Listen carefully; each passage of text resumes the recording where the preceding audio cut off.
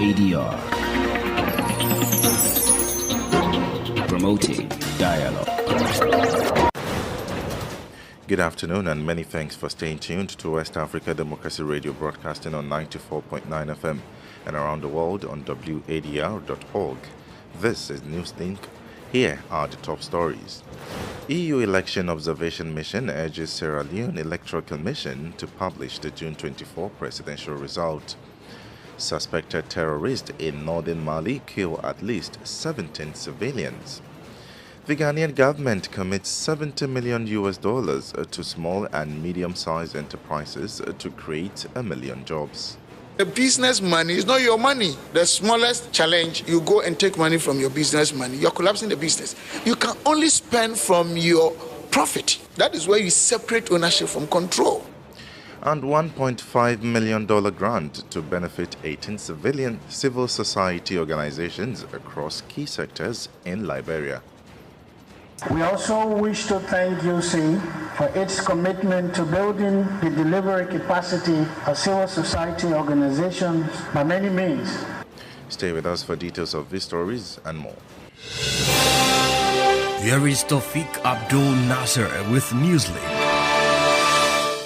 Many thanks for joining us. Days after the inauguration of Sierra Leone's president-elect Julius Maada Bio amid dispute by the major opposition APC party, the European Union election observers have cited statistical inconsistencies in the presidential result. The EU mission therefore calls on the Electoral Commission to promptly publish disaggregated result data per polling station to allow for public scrutiny of the results. More details in this report by Abdullah Hassan. Chairperson of the Electoral Commission of Sierra Leone, Mohamed Kone, at a briefing in Freetown, told journalists that the disaggregated results will be uploaded to the website in due course, but will take time. An obligation that the EU election observers say will compromise transparency should it be lacking. The mission in a statement stated inconsistencies between the first and second batches of the results, including notable discrepancies in the number of average valid votes per polling state. It said the results also showed a strikingly low number of invalid ballots nationwide and a very high turnout, exceeding 95% in at least 3 districts. Similarly, the United States, Britain, Ireland, Germany and France in a joint statement expressed concerns about a lack of transparency in the tabulation process and that significant logistical problems had hampered voting in some districts. They urged Sierra Leoneans to, however, exercise restraint, respect the rule of law and engage in peaceful dialogue to resolve any dispute. When contacted by WADR, the coordinator of one of the local election observation groups refused to comment on the development, alleging threats to their lives. He claims that senior officials of such CSOs have not returned home since the declaration of the results for fear of attack, while it appears that their social media accounts have been hacked. The threat, he says, comes against the backdrop of their earlier comments and interviews citing electoral irregularities. Recall Bio was re-elected to a second term with 56% of the vote to defeat his main rival, Dr. Samura Kamara, who had about 41%, according to the official tally. Kamara, via his social media account, rejected the outcome, saying the results were not credible. Abdullah Hassan filed for that report. In Mali, no fewer than 13 civilians were killed by suspected jihadists in the northern region, according to elected officials. The anonymous sources said, from stating the provisional toll, said a dozen others sustained serious injuries while hundreds of people are fleeing several villages in the Gabero area in the Gao region. Imoredet reports. The local officials who confirmed the attack Wednesday noted the absence of the National Army at the time of the attack by suspected jihadists. A resident of the affected commune confirmed that at least 17 people were killed in the raid. The attack, still unannounced by the Malian army, comes as a vote by the Security Council to end a UN peacekeeping mission, MINUSMA, at the country's request, is due to hold tomorrow, Friday, June 30. Earlier scheduled for Thursday this week, the vote was rescheduled according to diplomatic sources to allow for wider consultations and negotiations between the junta in Mali and the UN. The Malian transitional government has enlisted the assistance of the Russian mercenary Wagner Group to bolster its firepower, drawing criticism from many nations. However, Moscow has made it clear that Mali and other African nations are free on their own to enlist Wagner and other assistance as desired. Imoredet reporting there. Meanwhile, reactions are trailing the expected withdrawal of the UN peacekeeping force MINUSMA after a vote at the Security Council on Friday following a draft resolution by France. Recall, the Malian Foreign Minister Abdoulaye Diop last month requested that the peacekeeping force evacuate the country with immediate effect.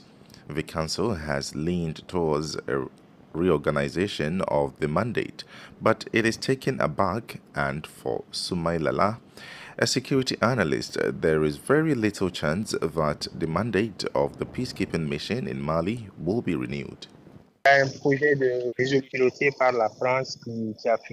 It is a French-led resolution project, and this draft resolution due to be present on Friday. The Security Council is asking for a 6-month deadline to pack up and leave, a deadline that is being challenged by Macron, who is asking for a 3-month deadline. The situation has been in such a state of chaos for some time now that what is happening is merely the logical consequence of a certain strategy or will on Mali's part to withdraw MINUSMA from its territory. The report on what happened in Mura just precipitated things. If you recall, the late President Ibrahim Boubacar Keïta had called for a restructuring of MINUSMA's mandate towards a more robust one that takes into account local realities and contexts, as well as the fight against terrorism in line with the UN resolution itself. La lutte contre le terrorisme conformément à la résolution des Nations Unies elles-mêmes. Soumaïla is a regional security expert. Fresh and breaking news all the time. Hear it first as the news breaks, only on West Africa Democracy Radio. Newslink continues. The government of Ghana has committed $70 million to support small and medium-sized enterprises for the next 3 years to create 1 million jobs. The government, through the Ghana Enterprises Agency, made this known to business owners as the world marks Micro, Small and Medium-Sized Enterprise Day on Wednesday, June 27. The United Nations designated June 27th every year to honor and appreciate the role MESMs play in global economies. WADR's Atiwin and Lawson in Accra has more. Globally, micro, small, and medium-sized enterprises, MSMEs, make up to 90% of all firms, employ more than 70% of the population, and contribute to about 50% of the GDP, according to the International Council for Small Businesses, ICSB. This trend is mirrored in Ghana, where MSMEs account for 90% of businesses in the country and nearly 70% of the GDP by providing goods and services, jobs, and livelihoods. Speaking at a forum by the Ghana Enterprises Agency, GEA, to bring together business owners in the MSME ecosystem to share their success stories and ideas, Ghana's Deputy Minister of Trade, Dr. Stephen Amoah, underscored the need for business owners to ensure proper managerial practices. The business money is not your money. The smallest challenge, you go and take money from your business money. You're collapsing the business. You can only spend from your profit. That is where you separate ownership from control. That is, if you have accountant, you listen to your accountant. If you have a manager, human resource, whatever it is, you need to make sure that you are entirely different from the business you have set up yourself. The CEO of the Ghana Enterprise Agency, Kosi Yankee Ayu, says her outfit is ready to support micro, small, and medium-sized enterprises, MSMEs, to create 1 million jobs to employ the teeming unemployed youth in Ghana. We have equipped MSMEs with the right tools that have put them on a trajectory of growth, and we will continue to do so to help them succeed in the long term. That is our promise on this day. And we need to make this promise, and we need to do more. Yes, we have done a lot, but more must be done. The Ghana Enterprises Agency pledged more support for MSMEs in the future. Reporting for Newslink on West Africa Democracy Radio, I am Atiewin Imbila Lawson in Accra. We remain in Ghana as the Tree Crops Diversification Project is receiving a boost following a $200 million approval in financing from the International Development Association. The funding should assist Accra in diversifying and growing its economy through modernizing agriculture to accelerate productivity, resilience, and industrialization. Oge Obi Erika reports. An estimated 12,800 cocoa farmers and nearly 40,000 cashew, coconut and rubber farmers and their households will benefit from this IDA financing. An additional 20,000 jobs are expected to be created in downstream value addition by mobilizing private capital, with an estimated 40% of on-farm beneficiaries being women. While Ghana's tree crop sector plays an enormous role in the economy, the sector can contribute more substantially than it currently does, including job creation, export revenue generation, and poverty reduction. The cocoa, cashew, coconut and rubber segment employ some 728,000, 100,000, 10,360 and 4,322 farmers respectively. But several challenges limiting the development of the sector include low and stagnant productivity, weak institutional capacity, poor sector governance, and poor climate resilience. Pierre Laporte, the World Bank Country Director for Ghana, Liberia and Sierra Leone, said the project will support demand-driven research and enhance on-farm productivity and resilience to improve productivity, profitability and climate resilience in the cocoa, cashew, coconut and rubber value chains. Oge Obi Erika with that report. It's 12 minutes past the hour 12. You're listening to Newslink on West Africa Democracy Radio 94.9 FM Dakar. Here is a reminder of our top stories.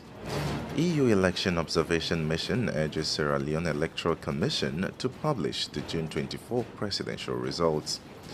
Suspected terrorists in northern Mali kill at least 17 civilians.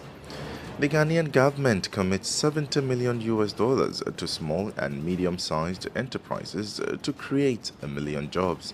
Still ahead in the news, $1.5 million grant to benefit 18 civil society organizations across key sectors in Liberia. We also have the press review, guest interview, and sports news. Stay with us. West Africa Democracy Radio. It's you speaking. Now, 18 civil society organizations covering 3 critical sectors of Liberian society are planned to benefit from a $1.5 million grant. The grant, approved by the United States Agency for International Development, USAID, is intended to advocate for policy reforms in these sectors to impact the larger society. WADR's Monrovia correspondent Darlington Popper has more.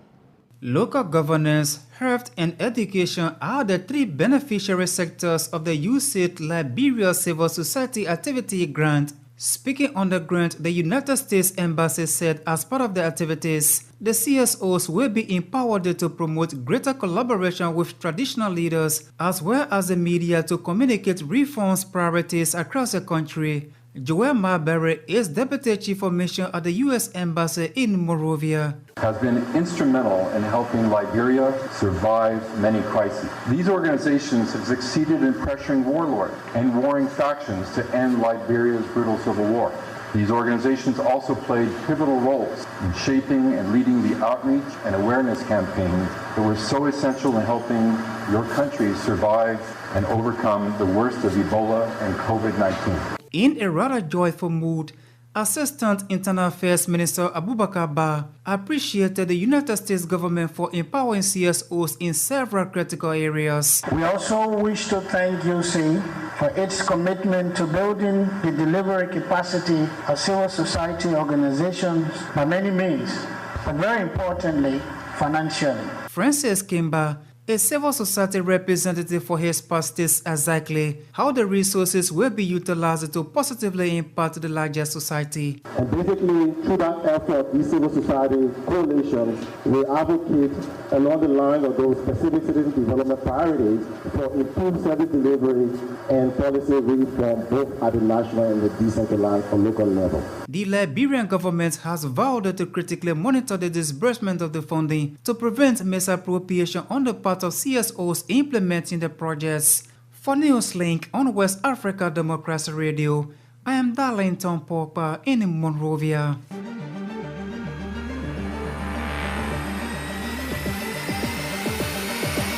This is the newspaper review.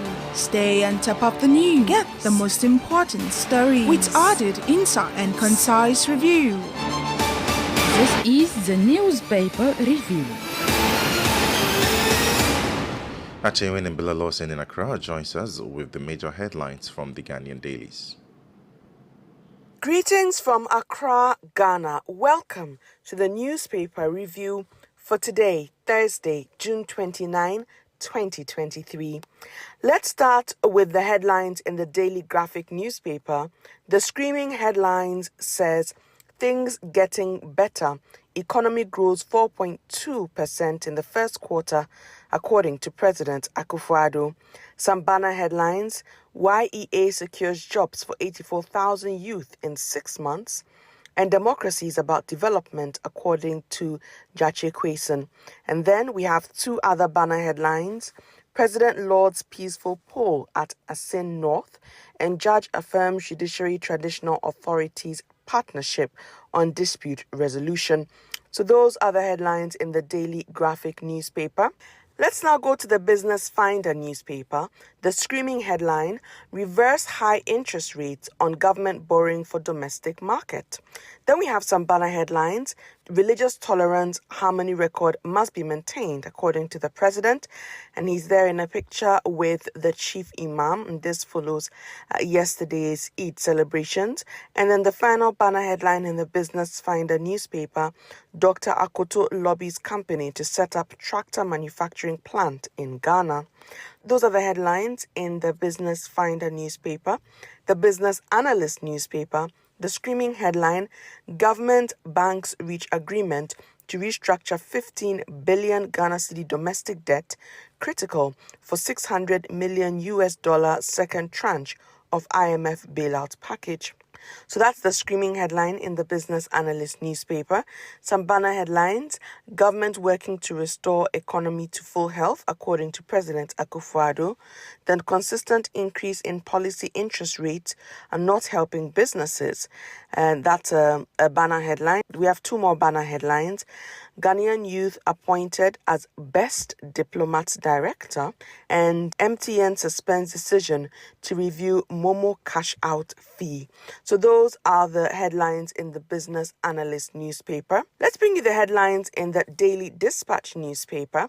The screaming headline, Asin North by-election, NDC's innovative campaign strategies ensured massive victory. And we have there a picture of Jache Kwesen. Then some banner headlines. I have the track record and will continue to predict elections, according to Ben Efson. And then astroturfs are becoming political game changers. Then Professor Nana Opoku Ajiman, after being VP to Mahama, will be our next president, according to Kwesi Ahoy. And I am the only NPP candidate the NDC fears the most, according to Vice President Dr. Mahmoud Bawumia. And the final banner headline, EC's good job at Asin North. So those are the headlines in the Daily Dispatch newspaper. And let's end with some entertainment news by looking at the graphic Showbiz newspaper. The screaming headline, we are very ready for the Grammys, according to the Asaka Boys. And then I don't poke my nose in people's business, according to Joe Metal. Playing many shows is not equal to money, according to Sefa, and she is a musician. And those are the headlines in the major dailies in Ghana today.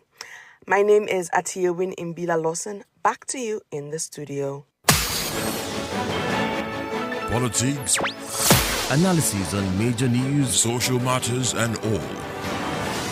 This is A Guest. As reactions continue to trail the expected withdrawal of the UN peacekeeping force, MINUSMA, after a vote at the Security Council on Friday following a draft resolution by France, some experts fear the security situation could worsen when the mission departs, leaving Mali's army alone with about 1,000 Wagner fighters to combat militants who, according to report, controls swaths of territory in the desert north and center. Recall the Malian Foreign Minister Abdoulaye Diop last month requested that the peacekeeping force evacuate the country with immediate effect.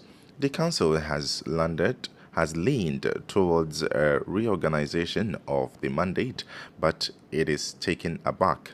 Our guest, Senator Iregbo, joins us to assess the risk involved in sending off the UN troops from the country, while he shares a vast opinion on African dependence on foreign troops. What I make of it is continuation of their trajectory to cut off anything they feel is Western establishment or Western institutions perception kind of control. They started this by telling the French troops and other allied troops, both from the EU, like the Danes and other Germans, to leave, then welcome the Wagner group. So I think this is a continuation of that trajectory.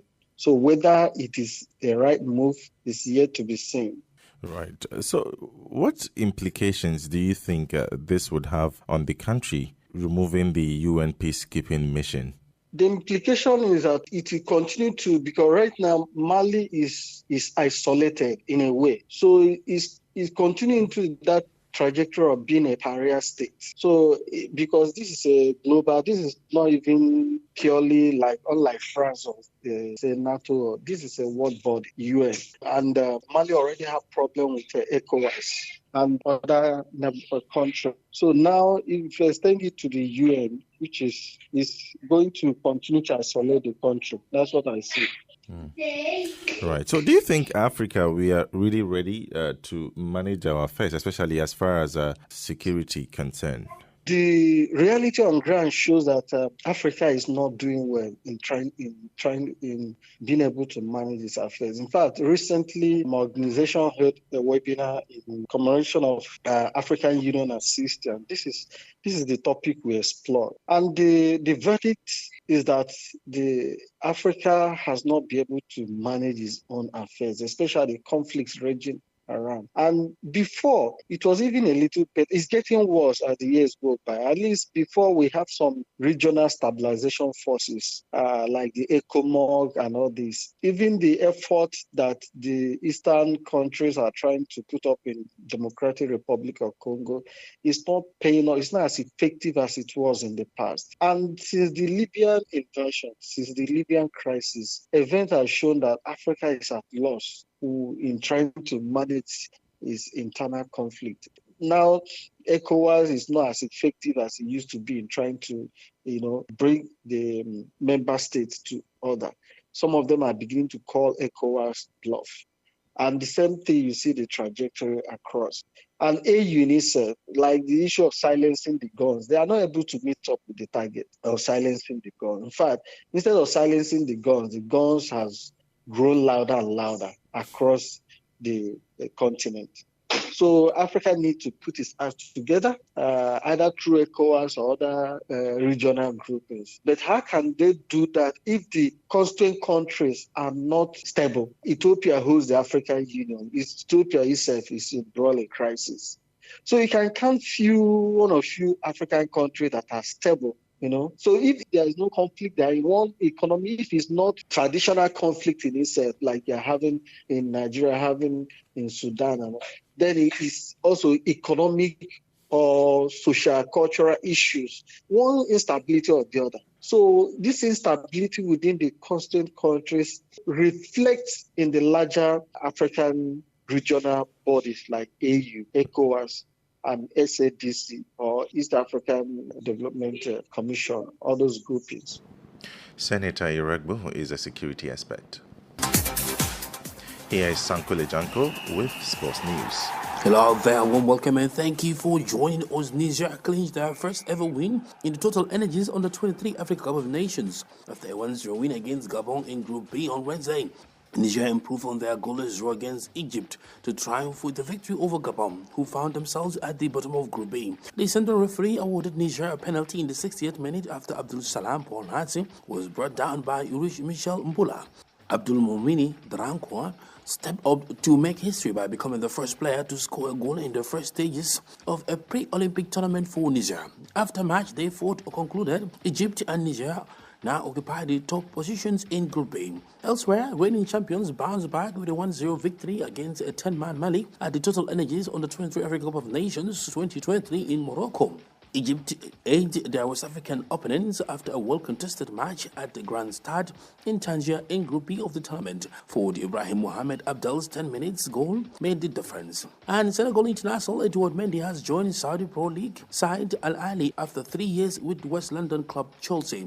Mendy will join national teammate Khalidou Koulibaly, who also joined the Money Mega Saudi Pro League. Mendy joined Chelsea from French side Rennes in 2020. He was a member of the historic Senegalese side that won the 2021 Africa Cup of Nations. He played a major role as he made the decisive save in the penalty shootout to help his country beat Egypt and clinch their maiden title. And that's it for sports. It's back to you. We have come to the end of this edition of Newslink from West Africa Democracy Radio, broadcasting from Dakar, Senegal. Thank you for listening, and many thanks to our listeners in the Gambia via Hot 104.3 FM and in Liberia via Alternative Youth Radio 98.9 FM Lofa County, in Ghana on Royals FM 104.7. Wenchi Inyas Bilimu has been on the console. Do interact with us via social media platforms, Twitter, Instagram at WADR News, and on Facebook, West Africa Democracy Radio English Service. I am Tofik Abdulnasir. Good afternoon. News, talk, music, get it all 24 hours on West Africa Democracy Radio.